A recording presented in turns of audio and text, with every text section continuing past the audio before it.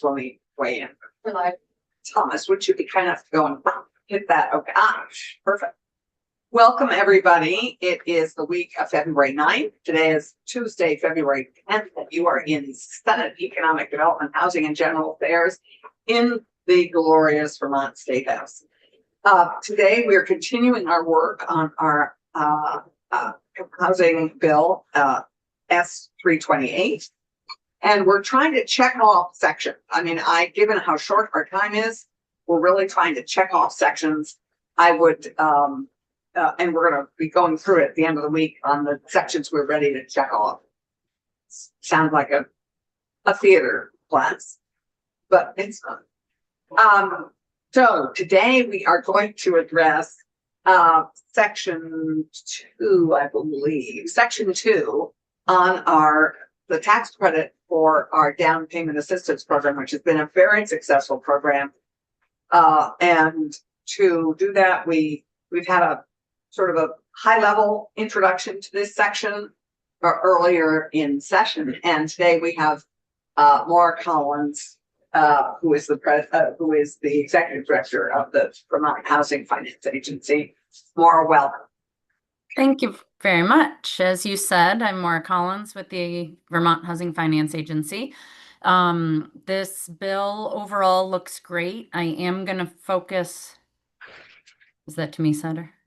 Sorry. I was just watching Senator Weeks for a second. I thought I was doing something. Well, yeah, Kiera and I think we got it up.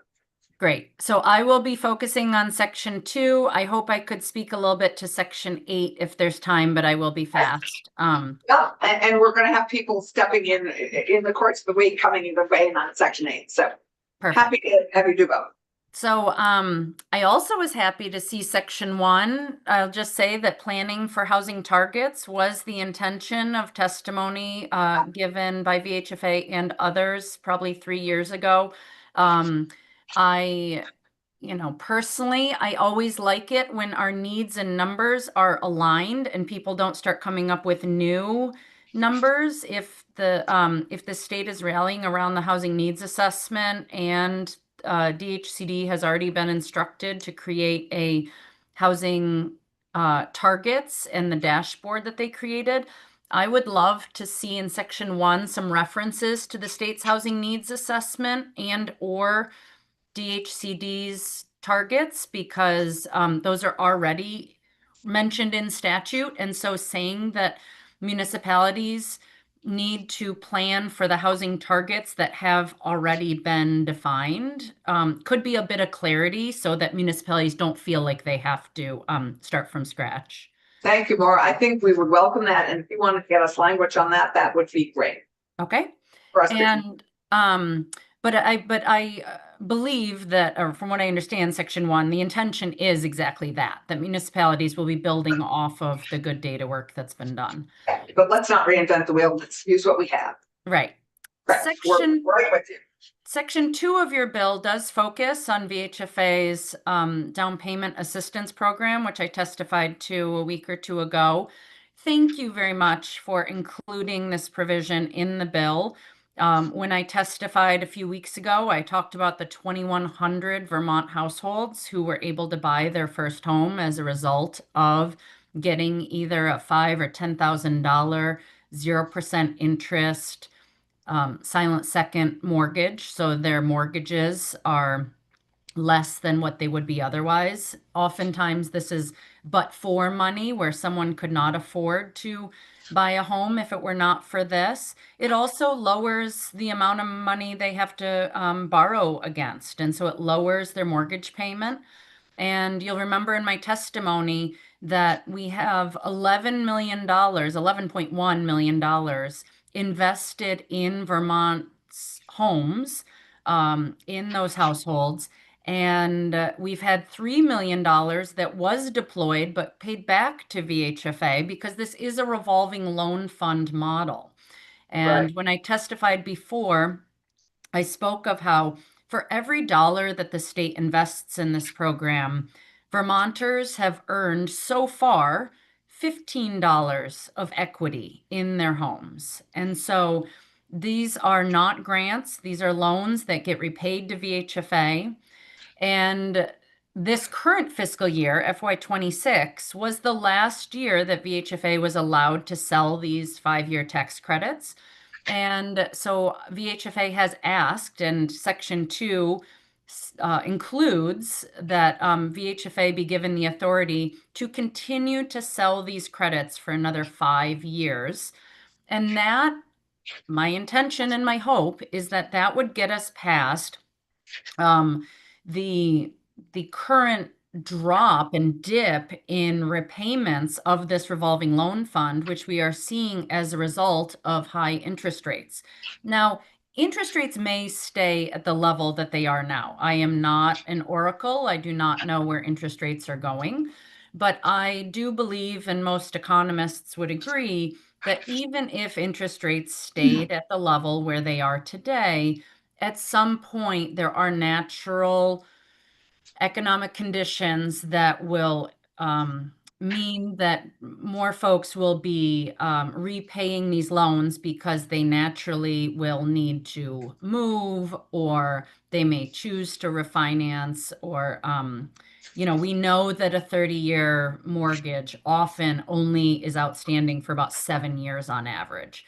So we have a lot of people with a lot of very low interest rate mortgages right now. So there's not a lot of interest in refinancing to a higher rate unless um, a life situation requires it. But having another 5 years of being able to sell tax credits and fund the availability of this program as a result of those tax credits will buy us some time so that the repayments can then act the way the revolving loan fund was intended. I did send in a written memo that We have it. thank We you, have. has language. You'll see that in the bill right now, you were talking about having $250,000 a year in the sale of these tax credits. That is the amount that historically VHFA has gotten over the last several years. But we are asking for 350,000 in the next 5 years. And the reason for that increase, so that I just want to point out that I'm on page 5, line 18 is where that amount is Yeah. mentioned. Going to $350,000 a year for the next 5 years is really to allow for us to keep the benefit at the level that it has been, which is giving up to $10,000 per household as the down payment assistance loan. Originally, when this program was originally envisioned and designed 11 years ago, it was assuming $5,000 as a maximum loan amount. We did increase that, and that matches with where we've seen home prices appreciate. So we're just trying to keep up with escalating home prices. And my memo points out that there's been about a doubling in the median home price since this program was designed. And so doubling the total amount of the loan makes sense to VHFA. I don't know if there's questions about that amount or the program in general. Let's discuss it. I just wanted to ask, on average, before the housing price increases, on average, your first-time home buyers were turning over their houses. What was the average time that they held that loan? 7 years or 9 years? 7. 7. And now that it's harder to find another house to move into, and unless you're moving out of state, obviously, that I assume that slowed down a bit. I don't have that number handy off the top of my head, so I would hate to be quoted on a number of years. But if you remember, and I could try to grab my slide, I was showing you last time about how we were seeing, here it is, I'll just pull it up for myself, that in year 2 of the program, we had about 6% of these loans repay the second year that they had the loan. And then that jumped up to 10% in the third year, and it went up from there. And by the 5th year, we were seeing about 14% of these loans were repaying every year. I'm sorry, we're repaying by the 5th year. That 5-year repayment dropped from 14% to about 5.5%. So that's a different way of answering your question because that's the number I happen to have handy. But yes, we are seeing a real slowdown in and longevity to these mortgages. Right. No, that gives one a good indication of how much longer first-time home buyers are holding on to their first-time home. Yeah. There's no place to go. David, did you have a question? Anybody have questions on this? Because I'm very supportive of this program. It's done great work and enabled so many Vermonters, or 2,100, to move into a home purchasing market where they might not have been able to before. And I think your increase makes sense because this amount has been in place for how many since 2000. Several years. I'm many sorry, I years. don't have that handy. Okay. It did increase during my not as executive director, but I do remember testifying several years ago, bringing it from 100 to 250,000. Yeah. And I can't remember what year that was that I No, asked for that but I increase. think important for us to all remember these numbers need to stay relevant, and in the house pricing, the pricing of houses now to stay relevant as a benefit that people really find useful and would apply for. It needs to be a more substantial match. So, any other questions for Maura? Okay, because I think we're going to be signing off on this. I hope by the end of this week, signing off on this, on as many sections as we can. So, committee members, here's your moment. So, with that, why don't you move to section 8 and your proposal for your suggestions for section 8? Excellent. I'm going to take the liberty to just mention, I'm not going to have comments on all the other sections. I do just want to say that I'm excited to see that section 3 is included in the bill. I'm excited to see a lot. I do want to point out, just so you know, that if you are contemplating the idea of a loan guarantee, then by definition, that loan guarantee will need to be accessed if needed, meaning at some point someone's they're going to need to collect on that guarantee because something may go sideways. And I'm talking about offsite construction accelerator pilot. You're asking the state to look and talk with the treasurer about the potential of creating a guarantee. And I just want to point out that I would have a question about that, about if, let's say, the 10% in Vermont program could really be a source, because by definition, the 10% in Vermont program, that money cannot be lost to the state.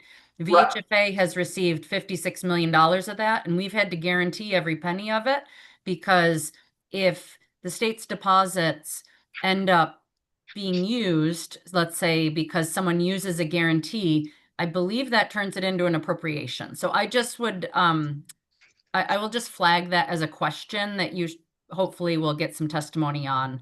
They're talking about something different from the LIAC. They're they're creating something additional to I believe to do that for up to 12 million. But we're having the treasurer in to address excellent. Treasurer knows this far better than I do.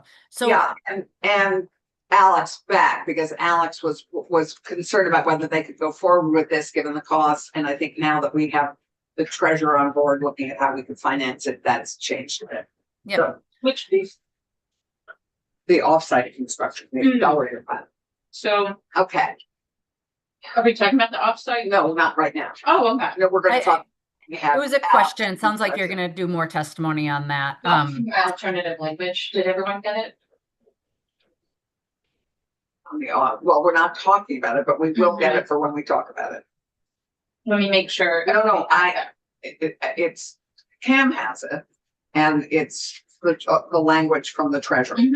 Right, I've got that. I got it too. So I responded.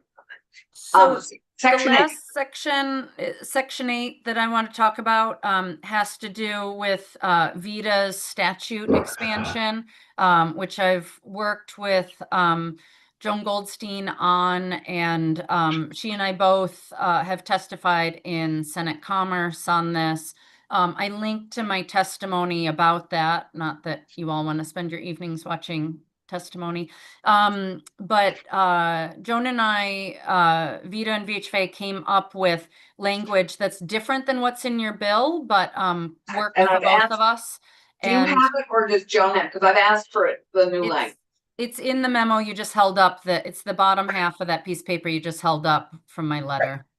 And what it is saying in plain English is very similar to what you have in your bill, which is that Vita's interest is in their language was on applications that are eligible for financing from both VHFA and Vita, that when invited in by a financing lender for multi-unit housing of 5 or more units, that Vita would have the ability to do that lending. And it does allow that Vita would consult with and give deference to VHFA.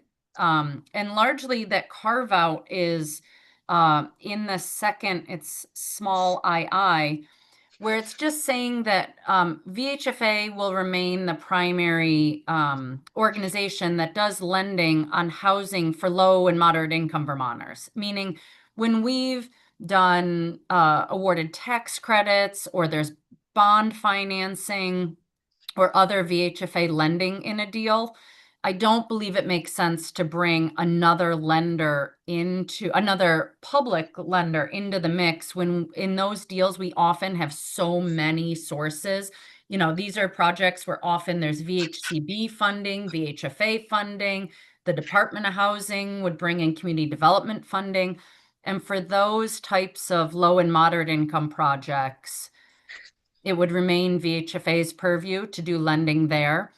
What Vita's intention has always been is to make sure that there's no gaps in the market that are created where VHFA does not do lending or would not be interested in it, and that Vita be able to step in and provide that resource in partnership with a community bank. Right. And my understanding is you're in agreement on this language and that we will send this to Cam for a redraft of this section. Great. Thank you. I have to say that we're glad that has gelled. Thank you. Thank you for that effort. And I think we want any other additional financing abilities to move into the housing market is not a bad thing. It's good. Expanding our loan opportunities is good. Anything else for any other questions for Maura at this point? Yeah. Maura, we wish you well. Thank you very much. Sorry Yeah. I can't be there, but I'll be back. Yeah, good woman. We're rooting for you. Thank you. Appreciate that. Thanks so much. Great. Terrific. Thank you. So let's move. We have Chris Delia, I believe, is in the room. Chris, why don't we start with you? We're now going to move to section 4 of the bill. Morning, Madam Chair, committee members, Director Chris Delia, President of Vermont Bankers Association, first time this year to come and see you. It's good to have you. Specifically section 4, we've taken a look at the language that's proposed in there, and we have no problems with the language that you've offered in the bill. Best testimony we've gotten all week. There you go. All right. And like you, Madam Chair, I'm glad to see that VHFA and Vita have come together on that section of the bill. Right. So your interest in this, obviously you help finance home ownership associations and condos, and you have no issues with any of the proposals here. None whatsoever. And none of them affect the banking aspects of No. these activities. Nope. Wow, short and sweet, less than a minute. There you go. You get the gold star. Perfect. I like that. Yeah, oh, David has a question. Sorry. How about the last conversation about section 8? Did you have any thoughts on that? Any banking section 8? Yeah. Oh, Yeah, Because you also give lumps. yeah. Hard. I just want to make sure that everyone has the opportunity to raise concerns. It's what Laura was just talking Oh, about. I'm really glad that they were able to figure it out, that these are two absolute vital partners to the banking industry, and I didn't want to be in the middle of fighting, so I'm glad they figured it out. Yeah. And I just looked at the language very quickly in her memo and absolutely support that language. Great. Terrific. Thank you. Thank you. Have That, a good day. great. We are aiming on it, aiming to. Peter, would you like to join us? Sure. Thank you.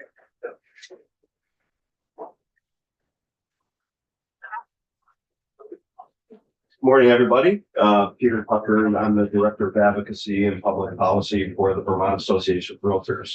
And appreciate the opportunity to be here today. And first, I've been watching from the committee, first time to be in front of you. So, just a couple of initial comments, if I can. And one of the planned housing targets. So really fortunate for me, our Government Affairs Committee met yesterday and we're able to review this whole bill and you know, made some comments. So I'll try and be quick and get to the common interest stuff. Yeah, But you know, the concern, there are two folks on the committee that are select board members in small towns. Yeah.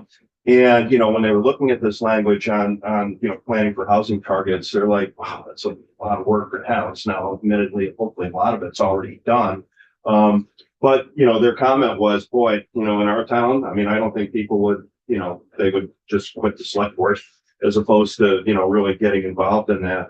so the intent on that is to do it, incorporate it in the organic way that planning commissions do their work. They've already engaged with their regional commissions. Not all of them. Not Right, that, not all of them, but but yeah. I- But and it's just the comment, you know, Yeah, it's that, you know, I had two people say, if this came to our select board, we would Right. probably just. No, if anything, we should get in the RPCs that have not done it yet and ask them what's happening. When I didn't go to the other end of this with a, you know, bylaw, you know, committee, the proposed allocation for, you know, bylaw support, you know, that. Exactly. Where, you know, where you Right. kind of make up for that. I mean, as I well. think the concern, Mhm. Peter, is we're gonna hear a lot of people say, I don't know, we just haven't gotten around to this yet. And that's the point is to get your them to- RPC should be helping them. Mhm. Yeah. And if the RPC isn't, that's a problem. Some towns are arguing with the RPC. Sure. And that's something that we'd like to have an end date, you know. Agreed. So I would hope, you know, your members understand that we all need these housing targets. Right, and it's a process and it's well underway as well. I think that's the other important concept. Yeah. You know. But where it's not underway, if we can help, we should. Mhm. And so Yeah. it would be more valuable to actually figure out what's happening with the housing targets. Try to Exactly. use them for something that they're not ready for yet. Yeah. You know, the offsite, modular, pilot program, we think is excellent, you know, because that really does start to produce homes for sale. You know, as those, you know, individual units are constructed and put into towns. We heard a presentation from 802 Homes, and I think that's you know, kind of, you know, combined is really going to be something that's positive for the state. I think if I still have deep opposition to that section, but if we take it up, I think we need to hear from those who have made it clear that it isn't the cost of the house that's the problem, it's the cost of the land and it's the size of the parcels. I don't know if your group talked about the reality that we gave back FEMA trailers, we had housing projects that were gonna use modular housing collapse Right. because Oh, they don't have, they were told you have to do 2 units per acre rather than 5 units per acre on industrial land. yeah. And that if someone is already purchasing a manufactured home, chances are they're very price sensitive to having to have it on an acre of land versus a quarter acre of land. Right. But Gotcha.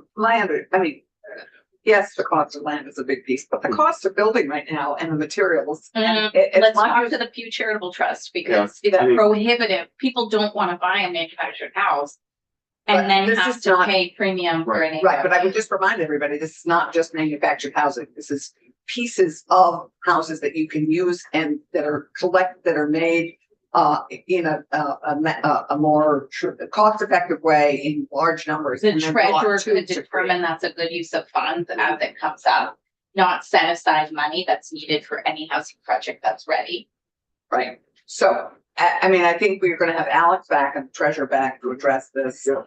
It will obviously change before we get it passed out of here, If you, but I think, if you want to make the case, you need to hear from Pew Charitable Trust and the We could- housing commissioner who had to give back payment trailers. happy to To do the that, veteran. happy to do that. Yeah, and we obviously are focused on all the components of construction, you know, land, legal, lending and lumber. One more, but, Okay, so let me get to section 5. And generally, so, well, section 4 is where common interest committee. oh, I'm sorry, yeah, Community 4, stuff. right, because, but 5 is the kind of the continuation of that, where I have the comments, but so when I first started in real estate in 97, I think it was, the Common Interest Community Act had just been put in place. I sold 5 condominiums from 5 different condominium projects and had to coach them through, providing the correct information that, the disclosures that condominium associations needed to make the new purchasers. So, from the very get-go, my real estate career, I've been involved in the common interest communities. I think that this is really, positive, language, clarifies things for a lot of those common interest communities. And, understand that they are very often, their leadership is, folks from out of state or, just very much volunteer, folks that do those proposals. But, prohibiting uses this one. Do you have anybody in the real estate world who is this is their bailiwick, common interest communities that, because you and I spoke about, there Yeah, isn't really it an would be an advocate in the attorney, I building think. for these communities. You're it as a real estate Right, person. Because there are a wide range of common interest communities, There from are. HOAs, condos to mobile home parks to Sure. uh, yeah, Yeah. run the gamut, Yeah. and the key, I think, is, to have clear rules and to have disclosure. That's kind of what, in my estimate, that's what's made, common interest communities kind of work. So, this supports property rights. I mean, that's something that we always support, the right of folks who own property to do what they wish, to lease it if necessary. To sublet, and then the electric, now I'm up to section 6, actually, on electric vehicle, EV, hookups, and that, so this is the language that comes from from section 4, essentially. We think that this is a positive thing as EVs become more popular. The need to be able to, have charging systems there, is important. At the same time, that particular property owner needs to take responsibility for correct installation, to have a system that is safe and useful, and doesn't interfere with the other members of the common interest community. yeah, the common interest community could actually together make decisions about where they want to do these. Right, exactly. Nothing. So long as they have reasonable, Right. rules and regulations in place for that. So, on the EV thing, the one concern, not concern, but the one thing that I would point out is, disclosing to prospective buyers, the unit's existence and responsibilities, is something that disclosure is something that realtors typically manage. I'm sorry, I'm on page 13, line 15. And it's just that we want to make sure that if that's going to be part of the legislation, we want to make sure that our members are aware of it and that they are, facilitating that disclosure. There's nothing challenging. It's just, matter, if you don't disclose and all of a sudden we're in a, kind of a nebulous zone where, an attorney fires attorneys and they say, you guys haven't performed. So yeah, it'd just be something that I'll have to bring back to our membership, as this bill is, if it passes and goes into action. But, Yeah. please to clarify, this language, it addresses your concerns. So this. Yeah, it just says you need to disclose, Yeah. but I just. Oh, need to as you make- said, clarity and disclosure are key to successful. They are, and I think that's where this language, right throughout is pretty effective because, it's just laying out the guidelines in very clear, plain English. And we just want to make sure that is part of this, that we're making sure that our clients, when they're selling a property are making that disclosure. So I'll just need to, I'll need to just get with, our folks and, communicate that out. That's really all I was trying to say. And, So before you leave, Sure. because that's the last piece in common interest communities. Yep. I guess I have a question for you because we haven't included this yet because it was a proposal from Megan Sullivan, but we're needing to hone it because it's actually too big probably for this moment. Mhm. But I think the piece that we might consider adding to this section, enabling and clarifying that people could have a family, child, home care. The home care stuff. Yeah, I Yeah. noticed that language. So that prohibits any any ability to limit that. Where do you think you would be on ADUs? Because ADUs has come up as a really sore subject in a couple of HOA, homeownership associations. So I'm just curious, Mhm. what you think, where you think people group would would- land yeah. on, maybe because we allow them everywhere. Right. But homeownership associations do have barriers to ADUs.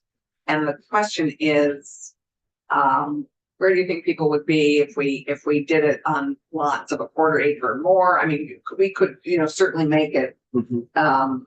work for homeownership associations, but I think we really do need to address, ADUs. Yeah, and that's so my experience with common interest communities is mostly surrounding condominium projects, right? And I'm Condos envisioning are a little different, right? I'm envisioning like a studio condominium with a childcare facility in it, and I just don't know how that would happen or So work.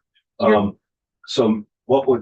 But there's other kinds of, as you say, other kinds of common interest communities. So HOAs is where the ADU piece. I think the relevant. very definitely. The HOAs is really where I'm thinking that we need to address the Yeah. ADU. But you don't oppose the condominium. I mean, there are regulations now for the size of a home-based childcare Mhm. and other provisions that you would need to That would meet the needs of disqualify, it. I see, Yeah, that Well, I didn't mean, qualify. yeah, if you don't have right. enough square You don't have the footage, if space, you you don't don't have have- egress and the Yeah. right. They're right. Yeah. Yeah. I think, some kind of is it HOAs, then I think about like, manufactured housing in a park, which is bigger and maybe has the space to do something, I don't know where you draw the line, I guess. Well, I mean, that's why I'm That's what asking. you're asking. Because as I have talked about this with Megan, Mhm. and there are a number of HOAs that are 2 or 3 acre, single family lots. I mean, Right. these are places that could easily be Certainly an could ADU. accommodate. So the question is, in my mind, how small do we take it? Do we say any HOA that has lot sizes of a quarter of an acre or more Mhm. would be subject to, the ADU? That seems to make sense. Could not Yeah. prohibit. Right, an ADU. right, exactly. Yeah, I guess I do think that there is that smaller limit, which may be dealt with in other parts of the law. Yeah. Would disqualify some things, but, to make an affirmative statement on, kind of a minimum lot size would probably help it's more clear.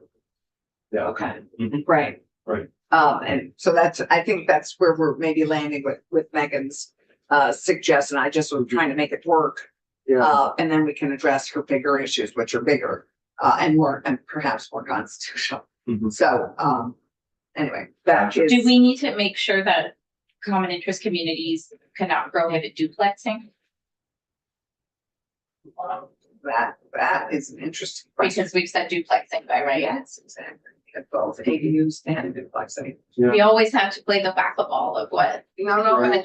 yeah, that's what I'm trying to do with which it. they should, you would think they'd support more in that you're not changing the footprint of the building block. Yeah, I guess a lot of it, and I know that Megan, has looked at a lot of covenants on properties, over in her area at that discussion. It does seem that, you know, a lot of things that we put into place, be it HOAs or condominium common interests, you know, have overly restricted things. But, you know, I think that once again, you would have to have sufficient lot to have a, you know, a conforming, it would have to be conforming to Right. have a duplex and. that would limit Yeah. So I would ask our committee to think about that and having language drafted with Pam to address, but we could Gotcha. add duplexing too. Yeah, and I actually did kind of, you know, I saw the family care thing and I said, well, gee, that's not really, you know, in our, you know, valley necessarily, right. but, Yeah. you know, also but I'll think about it some more, see if I have any. anyone who raises a concern about a studio that would not be eligible on the first Right, place. right. Probably not. I Probably mean, not. Not one that had multiple egresses and yeah. enough space. Yeah, yeah. A It's, studio of, yeah, but there are, I mean, Studio. I agree with you. There's a ton of common interest communities that run the gamut. They're all over the place in terms of, you know, what they're dealing with. And it's ideal for a family moving into a common interest community if there's a home-based Hmm. care Could be, facility. yeah. Right down at the front. door. Yeah, that is advertised in other parts of the country. Mhm. You know, As there a is benefit. childcare at school on site or nearby. Right, exactly. great, Peter, thank you. One other comment, if I Yeah, may. yeah. quickly, and that is, you know, we talked about the union labor piece and giving additional. Right, density that for is union section. labor. You know, Yeah, the Government Affairs Committee, you know, said to me, look, you know, we're thinking about, you know, we got a lot of non-union builders in Vermont. The guy out driving around in his pickup truck probably doesn't belong to a union. And if this was to be in Section place. 12. That's section, I'm sorry, section 12, yes. If this was to be in place, then, you know, potentially we're gonna chase small guys out and encourage out-of-state builders who are union shops to come in. So Yeah, I don't think that's the intent, but you know, not the intent, it's an opportunity. I think it should be viewed as an opportunity. Mhm. It doesn't require it. It just says if you do, you get a density bonus. Mhm. So it's an opportunity, I think. right, And I think that, so but Okay, that's- I yeah, that's hear, my my guess is this is designed more for multifamily, affordable housing units, Mhm. and not for individual residential. I think that's probably what Keisha, and originally this was originally proposed. The purpose of this.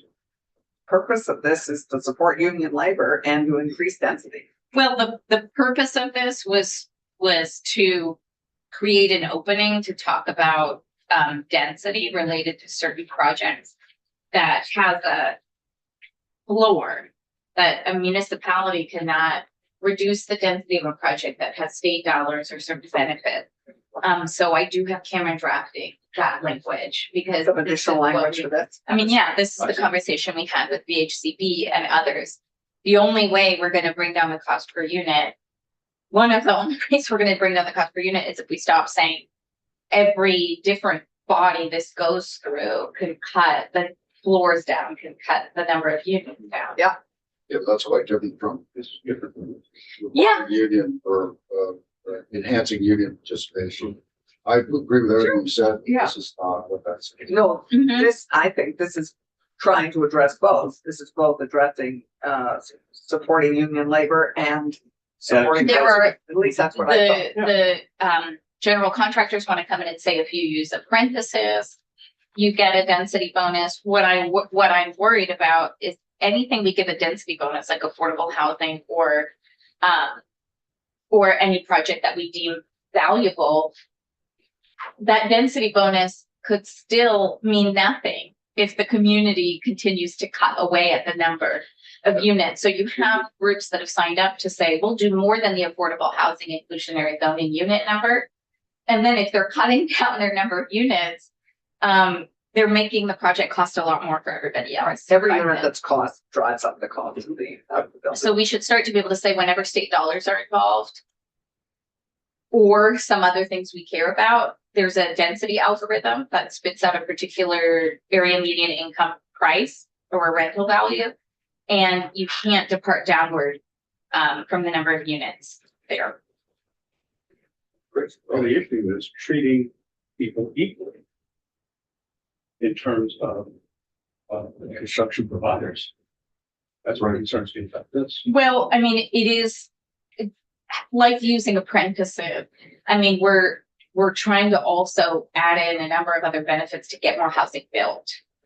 I agree with that, but why specifically the union versus the non-union trades? Well, non-union trades would be apprentices. I mean, because, Non-union trades would be my neighbors. Who are carpenters, plumbers. Small businesses. Yeah, are they building multi-unit projects?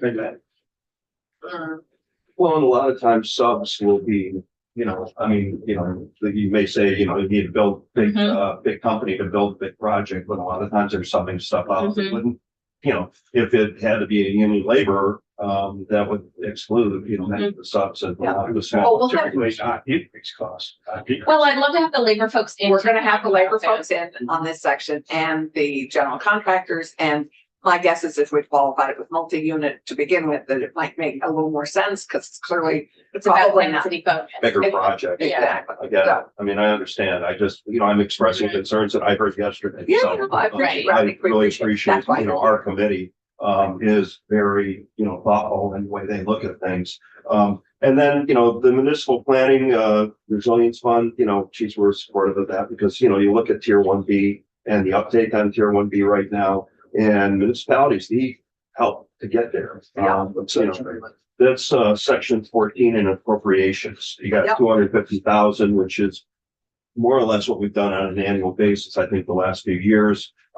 But as tier 1B rolls out, boy, we're gonna, Right. there's municipalities that are Well- not opting in right now that probably We are. could, I think we should take money away from the land use review board potentially and put it toward the municipal and regional side, which is what the property transfer tax. Are you looking Right. around to see? No, I'm going, I you're mean, saying it, not me. I'm saying it Watch your back. because that's the first step, and now they're being stymied at the second step, but like, we should be giving them the money they need to determine where their 1B is and give them the foundation they need to not have 1B or 1A taken away from where they think it should be designated by the land use review board. They can spend less time on that. A different hearing. I know you've got that coming up. And We do. obviously, you know, we're super supportive of the EHIP, so. So we could write that down as a change in the allocation for regional and municipal planning in the property transfer tax that We could do that. Thank you, Peter. Thank you so much. Nice to see everybody. Great. Thank you for your input. Much appreciated. What you think about the ADU piece with HOAs? Yes. And what size lot makes sense? Well, Right. I think initially we were thinking quarter of an acre or larger. Yep.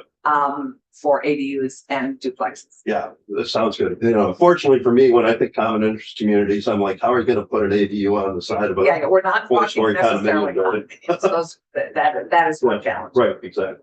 Yeah. Okay, And great. again, Thank Thank you you, so much. as we have Chris Donnelly, I believe, online, who's zooming in. Yes. Great. Great. Thank you, Peter. Okay, good. And good luck. I know you've got a big hearing coming up. I've actually had Every another hearing meeting, is big. but yeah, I will check in.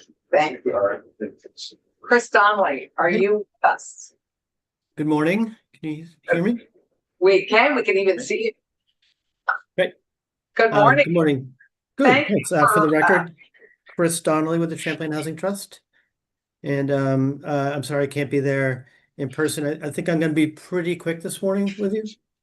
First of all, we do support the extension or expansion of the tax down payment tax credit that VHFA is asking for. And we also appreciate the appropriation to VHIP at the end of the bill. But I really wanted to focus on sections 4 and 5 to go back to the common interest communities. And I just have a concern with one of those pieces. We operate a program called Shared Equity Home Ownership. Other nonprofits do, other housing groups do around the state. And the way that we create affordable home ownership that stays affordable forever is we take some public subsidy to bring down the price of the mortgage for the buyers. And then we ask them to agree to a couple restrictions that we put into a covenant that goes into the deed. One is, the resale formula to make sure that that public subsidy stays with the home. But then some of the appreciation is shared for future buyers. And I can come back at any time to talk about how that program works. But in a nutshell, we just make sure that the home stays affordable forever by putting this restriction on resale. The second restriction that we put on is actually to make sure that the buyers use the home as a primary resident. Because we don't want people to access this kind of support from public dollars and then turn around and not use it as their own home and to rent it out as a, you know, as a business interest. So we put that restriction. We often will, or not often, occasionally we'll have waivers where people say, you know, I'm gonna go spend 3 months to take care of an ailing parent or what have you, and I want to rent out my home for a period of time, or I'm going to a training or job education program, but I'm coming back as always temporary relocation.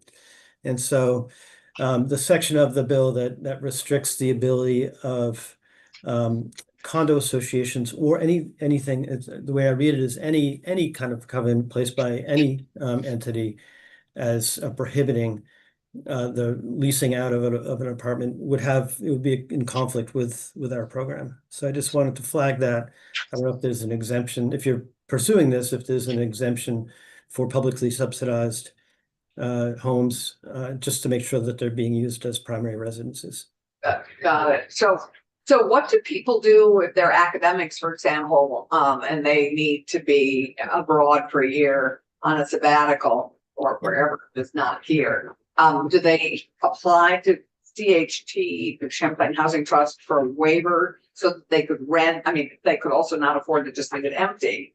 One assumes that they're in affordable housing. So they would apply to the board, to the CHT to rent it for a year while they were away. That those kinds of things you're open to? Exactly. And that's happened in the past. I can recall, you know, maybe 15 or 20 years ago, somebody that was going to be in college for, you know, a master's program for a year on the West Coast. And we said, sure, you can rent out your house. If the plan is always to come back, then that's fine. Right? We want to make sure that people have those rights and responsibilities of the home, but also to make sure that we're subsidizing or we're stewarding the public resources. I appreciate that. We don't. I appreciate that. So, but we don't need to write that down in statute. I'm confused where this needs to show up. It needs to show up if you're requiring that every common interest community, like the condominiums and the affordable housing that Chris is building, if they are bought apartments, that they have one of their two restrictions. They have two, one on resale, that the public subsidy stays with the house, the apartment. And the second restriction is that they have to keep it as a primary residence. So, but what I'm understanding is with those, you already have an opportunity for people to apply for a waiver if it's necessary. What this bill does is say you can't get in the way of renting it for a period of time. And I think that's what Chris is addressing. Yeah, this is any covenant, right? So what covenants? How I read this, it says any covenant or restriction cannot prevent someone from renting out their place. Right, and what he's saying is where state dollars have been used and it's affordable housing, even if it's bought housing, that their covenant restricts that at the moment. You can apply for a waiver if you're going away for a long period of time, but that with publicly subsidized housing, that is slightly different from an HOA or a condominium association that market value that has not used public dollars to build it. Why does this need to be in the bill? I'm confused. Wait, I don't think it needs to be written into the bill. It was in the draft, your draft. Where? What I see is I see on section 5, on the bottom of page 8. It's section 5 and it's prohibited uses disallowed. And you have it, where is it, Chris? It's the bottom of page 8. Yeah, bottom of page 8. Here it is in number 1. It prohibits a restriction of a unit owner from leasing the individual unit owners for residential purposes. Right. So residential purposes is a month or longer. Right. What I'm saying is that if you're living in one of our condominiums You can't just move someplace else and rent out your unit to somebody. And not use it as your primary residence. Because that mortgage is heavily subsidized, Right. you might be able to get a market rate rent that would Yeah. to nullify the purpose of the program. Exactly. Right. It's You'd be holding on to not it fair for use of our income public dollars, generating, right? which are designed to enable people who can't afford to. I mean, so we'll say this, the goal of this section, Chris, which I hope you can appreciate, is Mhm. not to exclude long-term renters from I- common interest communities. I do appreciate that. You manage any rental, like, so this is not the same thing. But if I may, Yes, CHD doesn't own these properties, so the owners of these properties would have full authority on those lease contracts, and then somebody could exploit it and charge a market rent that you would have no say over because you're just the covenant holder. I don't know if the appropriate. Yeah, no, we don't step into anything until the transfer of title. So you're saying if someone had a shared homeownership home, Mhm. you don't want them to be able to rent it? I don't want them to turn it into an income generating property. Mhm. right. And that if they need to, i.e. a sabbatical or a house exchange for 3 or 4 months, they can apply for a waiver to. But they're not part of a common interest community. They would be if they were, say, a condominium, even at, say, Bay Ridge in Shelburne. That's a condo association. So you're saying if they were part of the 6 units that were ownership, Mhm. I think it's They're gonna heavily subsidize the mortgage. right. They have heavily subsidized mortgage. In Florida. That is not a good use of, right, agreed. If it's public dollar to use, probably not. okay, I mean, Right. I just think that's covered under a different set of laws. I just don't think So we need to muddy this entirely, because I think you understand what we're trying to accomplish, which is that you can't prohibit long-term renters Right, but from we, an interest community. yeah, I understand the intent, and what I'm suggesting is that the way that this is written, we would not be able to prohibit. Chris, we need to go to Okay. a joint hearing with SNRE. May we ask you to Mhm. consider drafting something that works for communities that CHD and other affordable housing developers could work with, and have that work within this section? Would you be willing to draft language on that? Sure, I can work with Cam on that. Work with Cam on that? And Yeah. it's the other pieces that Right. say nothing shall be construed for, like, whatever this piece is, but. So I think if you were willing to work with Cam on this, to clarify what communities it applies to and what it doesn't, that would be great. It would also be helpful if, under prohibited uses, both on leasing units and the subparagraphs 1, subparagraphs 2 there, translate those into English. I've just read subparagraph 2 at the top of page 9. I don't understand it in the least. I think Cameron wants to come in on common interest communities. We're already gonna get Cameron in on that. So we will have Cameron. I think that's appropriate to ask Cam, not Chris. I will say also, just we have no issue with the childcare use. Yes, thank Supportive you. of that. Okay, yes, given that that's got eligibility issues in space and size. Yeah, that's we support that full. Thank you, Chris, and Okay, thank you. we're going to now go offline. Thank you all. We'll see you tomorrow morning at 9, and we're going to head to Senate Natural Resources, and Are we meeting in there with? yes, we are. Right, thank you.